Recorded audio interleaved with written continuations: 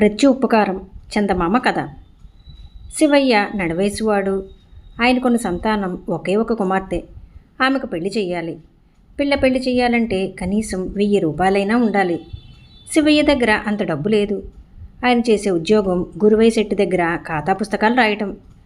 శివయ్య తండ్రి తన కాలంలో బాగా ఉన్నవాడే. దయాగుణం కలవాడు కావటం చేత ఊళ్ళో అందరికీ సహాయం చేసి ఉన్నదంతా ఖర్చు చేసుకుని ఆయన శివయ్యకు ఏమీ మిగలకుండా చేశాడు. ఇప్పుడు శివయ్యకు ఉద్యోగం ఇచ్చిన గురువయ్య శెట్టి కూడా శివయ్య తండ్రి సహాయంతో వ్యాపారం చేసి పైకి వచ్చినవాడే. శివయ్య తన కూతురికి పొరుగుళ్ళో సంబంధం చూశాడు. సంబంధం మంచిదే. కట్నం 1000 రూపాయలు ఇచ్చుకోవాలి. తన తండ్రి వల్ల సహాయం పొందిన వారు ఊళ్ళో ఎందరో ఉండగా తనకు 1000 రూపాయలు అప్పు పుట్టకుండా పోతుందా అన్న ధైర్యంతో శివయ్య ఆ సంబంధం నిశ్చయం చేసి ముహూర్తం కూడా నిర్ణయించాడు. కానీ ఎవరు అప్పుగా కూడా శివయ్యకు ఆర్థిక సహాయం చేయలేదు. ఆఖరుకు గురువయ్య శెట్టి కూడా తన వల్ల కాదన్నాడు. శివయ్య నీరు కారిపోయాడు. నిశ్చయించిన సంబంధాన్ని వదులుకోవడం తప్ప ఆయనకు మార్గాంతరం లేదు. కానీ ముహూర్తం పెట్టుకోవడం కూడా అయిపోయాక తాను వెనక్కు తగ్గటం మర్యాద కాదు. అందుచేత తన పరిస్థితి పెళ్ళికొడుకు తరపు వారికి వివరించి చెప్పి చివరి నిర్ణయం వారినే చెయ్యనీయడం మేలని శివయ్యకు తోచింది. ఆయన పొరుగురు వెళ్ళ నిశ్చయించుకున్నాడు. తన ప్రయాణం గురించి ఎవరికీ తెలియటం కానీ తానే చెప్పటం కానీ ఇష్టం లేక శివయ్య ఇంకా జామురాత్రి ఉందనగానే ఇంటి నుంచి బయలుదేరాడు. అసలే అమావాస్య రాత్రి. డొంకదారి. నక్కలు ఓళ్ళ పెడుతున్నాయి. గుడ్ల గోబులు కూస్తున్నాయి. గబ్బిలాలు నెత్తిమీదకి ఎగురుతున్నాయి. కీచురాళ్ల ధ్వని చాలా హెచ్చుగా ఉంది. ఇప్పట్లో తెల్లవారదు. శివయ్యకు కొద్దిగా దయ్యాల భయం పట్టుకున్నది. అదే క్షణంలో శివయ్య తనకు ముందుగా మరెవరో నడుస్తూ ఉండడం చూశాడు. ఆ మనిషి చేతిలో ఒక సంచి ఉంది. ఆ మనిషిని చూడగానే శివయ్యకు ధైర్యం తిరిగి వచ్చింది. ఆయన చప్పట్లు చెరిచి, ఎవరా వెళ్ళేది? ఎక్కడిదాకా అని అడిగాడు. ముందు పోయే మనిషి ఆగి శివయ్య సమీపంలోకి రాగానే, నా పేరు పంతులు అంటారు. నేను పొరుగురు పోతున్నాను. మీరెవరు అని అడిగాడు.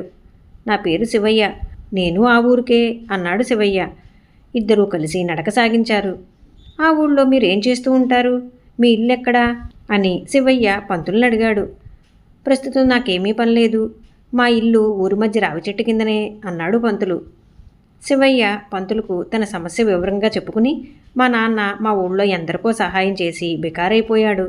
కానీ ఆయన సహాయం పొందిన వారొక్కరు అవసరానికి నన్ను ఆదుకోకుండా ఉన్నారు అన్నాడు. అంతకన్నా ద్రోహం ఉంటుందా? మీ ఊళ్ళో సాంబయ్య గారని ఉండేవారు. ఆయన సహాయం పొంది ఎన్నో ఏళ్లైనా నేను దాన్ని మర్చిపోలేను అన్నాడు పంతులు. సాంబయ్య తన తండ్రేనని శివయ్య చెప్పబోతూ ఉండగా పంతులు శివయ్య చేతికి సంచి ఇస్తూ, దీన్ని ఒక్క క్షణం పట్టుకోండి, ఇప్పుడే వస్తాను అంటూ పొదల చాటుకు వెళ్ళాడు. ఆయన తిరిగి వస్తాడని చాలాసేపు చూసి శివయ్య నిమ్మడంగా నడుస్తూ పొరుగురు చేరుకున్నాడు. అప్పటికి తెల్లవారుస్తున్నది. శివయ్య గ్రామంలో ప్రవేశించిన కొద్దిసేపట్లోనే రావి చెట్టు, దాని కింద ఇల్లు కనిపించాయి. ఇంటి ముందు అరుగు మీద ఒక ముసలావిడ కూర్చుని ఉన్నది. పంతులు గారి ఇల్లు ఇదేనా అమ్మా?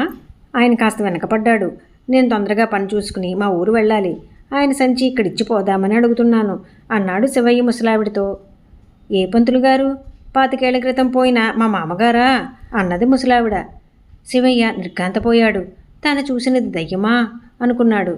శివయ్య పంతులిచ్చిన సంచి నుంచి మూట ఒకటి పైకి తీశాడు. ఆ మూట విప్పితే అందులో 3000 రూపాయలు నగదు ఉన్నది. అమ్మా, ఈ డబ్బు న్యాయంగా మీదే, తీసుకోండి అన్నాడు శివయ్య. లేదు నాయనా, పంతులు గారు ఏ కారణం చేతనో దాన్ని నీకోసమే ఇచ్చారు అన్నది ముసలావిడ. పంతులు ఒకప్పుడు తన తండ్రి నుంచి సహాయం పొందినట్లు చెప్పాడు. ఇది తనకు పంతులు చేసిన ప్రత్యుపకారం అన్నమాట. అయినా ఇంత డబ్బు నాకు అవసరం లేదు. ఇందులో సగం మీరు తీసుకోండి అని శివయ్య ఆవిడ వద్దంటున్న 1500 ఆవిడకిచ్చి మిగతాది తాను ఉంచుకున్నాడు. శివయ్య కూతురు పెళ్లి నిర్విఘ్నంగా జరిగిపోయింది. ఈ కథ మీకు నచ్చినట్లయితే లైక్ చేయండి, షేర్ చేయండి. మరిన్ని మంచి కథల కోసం మా సంపత్ ఛానల్ని సబ్స్క్రైబ్ చేసుకోండి.